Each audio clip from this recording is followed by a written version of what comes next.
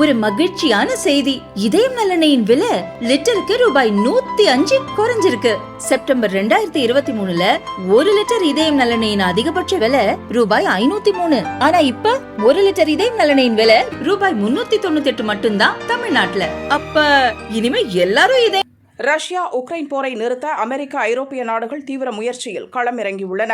உக்ரைனும் ரஷ்யாவும் சில விஷயங்களில் முரண்டு பிடிப்பதால் தொடர்ந்து இழுபறி நீடிக்கிறது. இன்னொரு பக்கம் போரும் உச்சகட்டம் அடைந்திருக்கிறது. உக்ரைன் மீது ரஷ்யா சரமாரி தாக்குதலை நடத்தி வருகிறது. ஏவுகணை அட்டாக், ட்ரோன் அட்டாக் என உக்ரைன் நகரங்களை பந்தாடி வருகிறது. உக்ரைனும் இதற்கு பதிலடி கொடுக்கிறது. ரஷ்யா சண்டையை தீவிரப்படுத்தி இருப்பதற்கு முக்கிய காரணம் குர்ஸ்க் மாகாணம். அதாவது கடந்த ஆண்டு நடுப்பகுதியில் உக்ரைனின் முக்கிய பகுதிகளை ரஷ்யா பிடித்தது.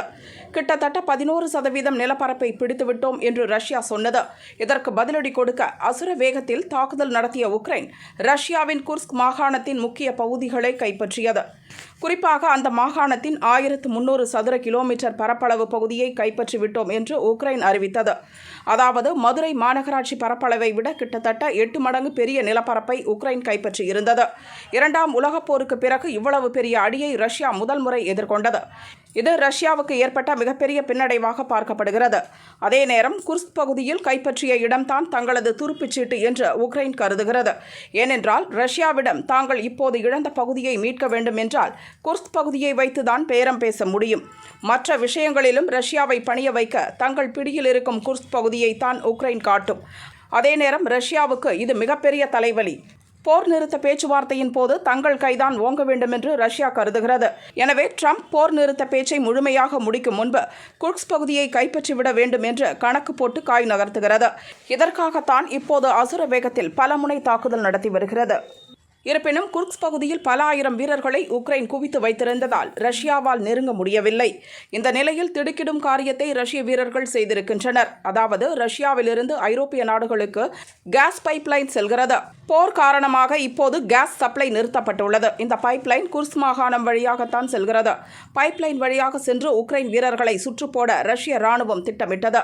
அந்த பைப்லைனின் விட்டம் 1.20 மீட்டர். அதன் வழியாக செல்வது சவால் நிறைந்தது. ஆனாலும் நூற்றுக்கணக்கான ரஷ்ய வீரர்கள் பயிற்சிக்கு பிறகு துணிச்சலுடன் பைப்லைனில் இறங்கினர்.